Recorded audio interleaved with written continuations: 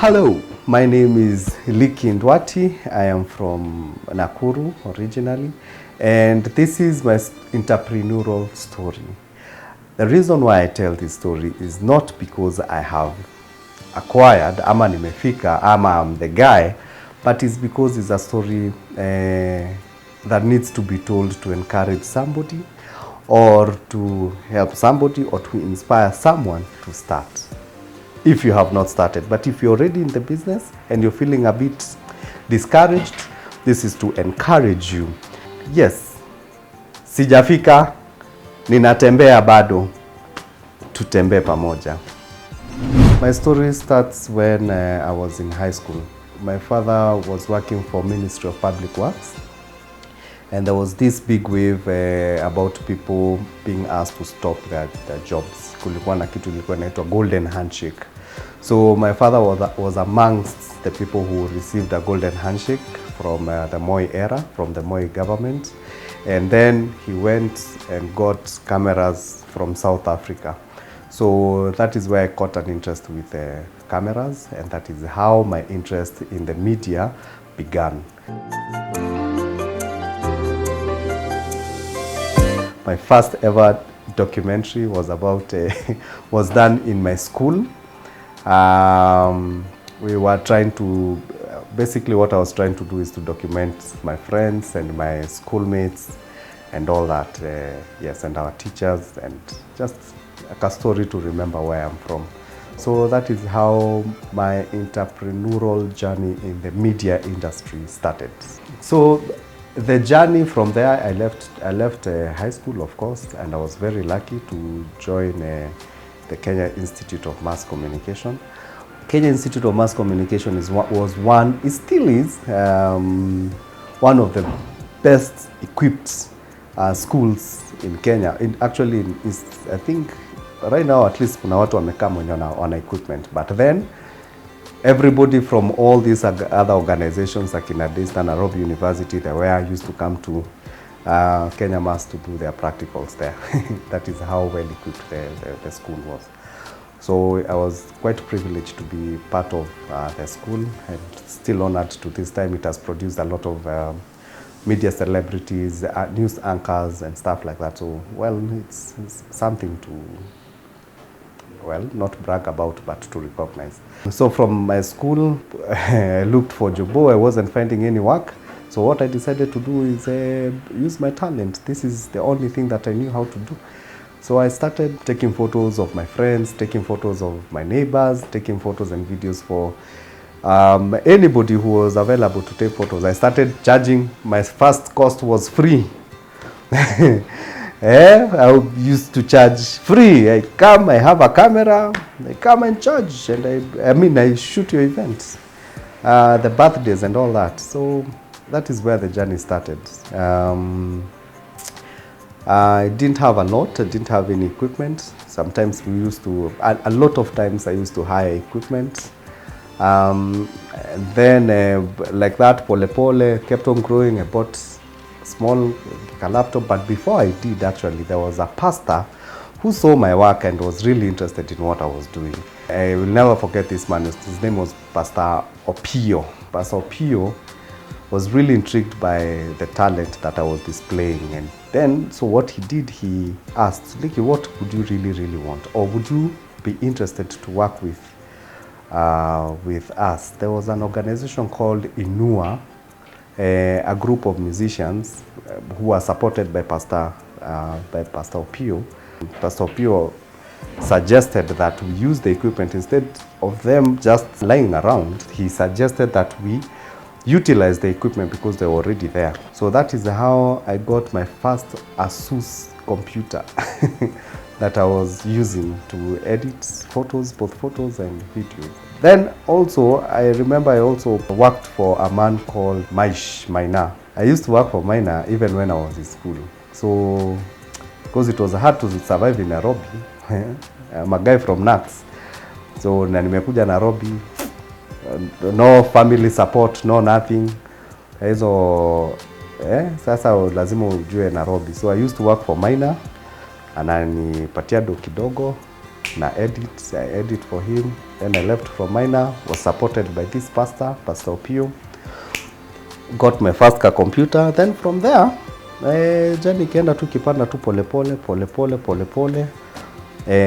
I think the biggest hurdle when you're starting a business, the biggest challenge when you're starting a business is getting customers.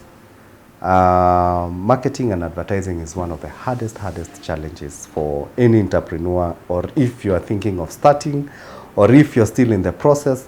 I think getting customers is one of the biggest challenges. I'm not unique. I was still in that position where we were looking for customers, and that is the reason why I was charging free, so that I can get to showcase my talent. And if somebody really liked what I was doing, they would refer me to the next person and to the next client and to the next client, just like that, pole. And that is how I kept on growing pole. A big mistake I might want to highlight for people who are starting off their business. I don't think you want to go and start by getting an office, renting an office, investing so much, getting employees, getting staff, renting an office, branding and all that. I don't think that is where to start if you want to start the journey of entrepreneurship. The journey of entrepreneurship starts by looking for that client. That client will not come because you have an office. That client will come because of the need that you're helping to solve. When you're starting a business, look at what is the need that you are trying to satisfy for the community that you're serving. Then when you look at that need, pole, then you see how can you let people know that you're helping to sort that specific need. So the moment people start understanding that, hey, you're genuinely helping, then it starts bringing in business. You don't look for money first. You look for that person you want to help first. Then that person will tell another person and the word will go out, and then you'll start making money. Pole, like that. Soon after school, and after nimepata my first car equipment, I still couldn't make my ends meet. So what happened is I looked for a job, and I was lucky to get a job with an ice cream company. And I was selling ice cream. So yeah, it was a good job. It was a good experience. I would eat a lot of ice cream, and I'd gift, unajua ka ice cream ikiwa hata packaging ikuwe tu na ka fault hivi, it wasn't sold. So sisi ndo tulikuwa tunauziwa at, I think, was it like a quarter or half the price, something like that. So after the ice cream business, lakini huko sikuishi, I was employed there for only 3 months. Then in the middle of being employed, I got a gig in South Sudan, and that is how I left for South Sudan. In South Sudan, I worked for several people there. I worked for Norwegian Refugee Council. I also worked for Norwegian People's Aid. All these are affiliates of UN. So I was documenting,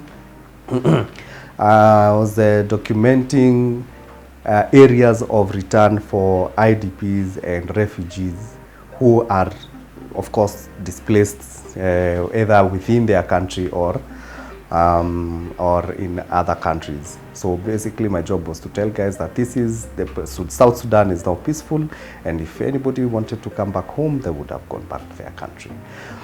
Worked with them for a while, then I came back. I mean, there was an issue with ICC and their president then. So their president then decided that we, the journalists or people in the media, Jobo, are the guys who are snitching on him. So we were given exactly, I think it was about 48 hours to exit South Sudan. And that is how I found myself back home in Kenya. So I started back the journey. From that point, at least I had a Kakidogo name in Kenya. I had met a guy called James Kanja.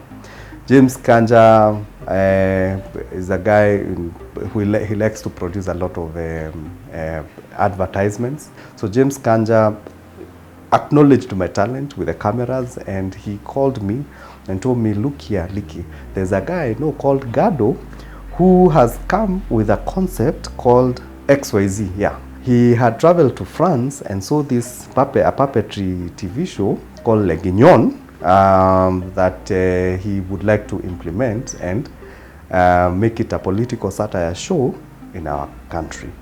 So that is how I met Gado. That is how I got myself working for XYZ. XYZ show, the journey was interesting. The first show was horrible. I remember it aired on Citizen television and it was half the screen. The aspect ratio was off. I mean, story hapo ilikuwa imenish mbaya sana. But anyway, we didn't give up. We caught our lessons. We moved on to episode 2. Episode 3, things improved. Production quality kept on going up and up and up.